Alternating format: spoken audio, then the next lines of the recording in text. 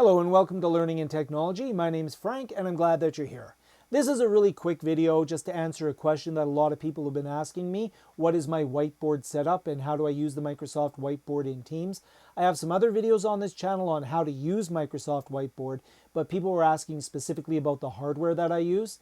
My setup's a bit unique, but here's that video. If you like the video, hit like and hit subscribe if you want more videos. This one's really just a quick demo, so there's not a lot to this video, but enjoy it. One of the most frequent questions I get is, what do I use to work with the Microsoft Whiteboard in my own presentations and in my own classes? Well, I have a bit of a unique setup and it is very useful. I like it quite a bit, but it's not the least expensive setup that you're going to see, but it is very effective. So if you're doing a lot of work using the Microsoft Whiteboard, I recommend this. If you're only doing a little bit of work with a whiteboard, you might want to use your mouse instead. So I have two other videos here on the channel, one that shows how to use your iPad as a second monitor, and another one that shows you how to use the whiteboard, use your iPad as a Microsoft Whiteboard.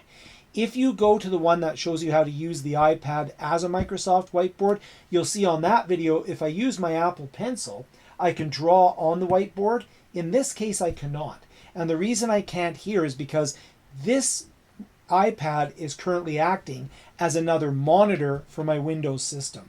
So what I do have, and I've had it for a number of years, is this Wacom Intuos drawing surface. And because I already had this, I really like having this here, and then I use the pen or the stylus that comes with this drawing surface, and I can go into my whiteboard and I can just draw on here and share this out with my audience. What I like about this is, again, this is acting as a second screen. So this is actually Windows running this as opposed to running an iPad and Windows. So I'm running this as a second screen in Windows. I can do all of the things you can do with Microsoft Whiteboard,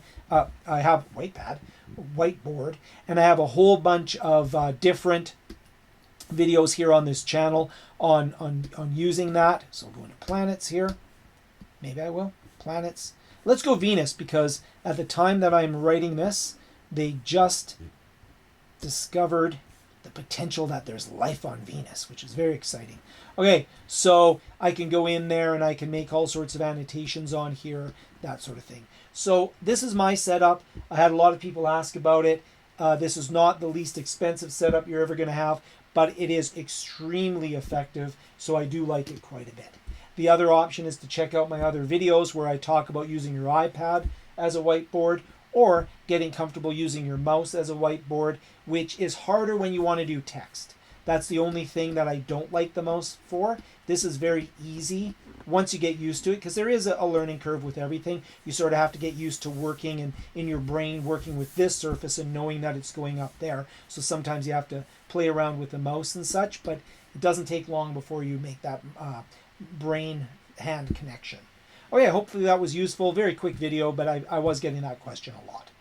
Okay, so there you have my setup. That's just one way of doing things. I do have the other videos that show how to use your iPad as a whiteboard so that you don't need that additional piece of hardware. If you do have that additional piece of hardware or access to a drawing tablet, they're really handy, and I do like that setup. Again, like, subscribe, and share this with any colleagues that are looking to set up their own environment. Thank you again for watching. I really appreciate it.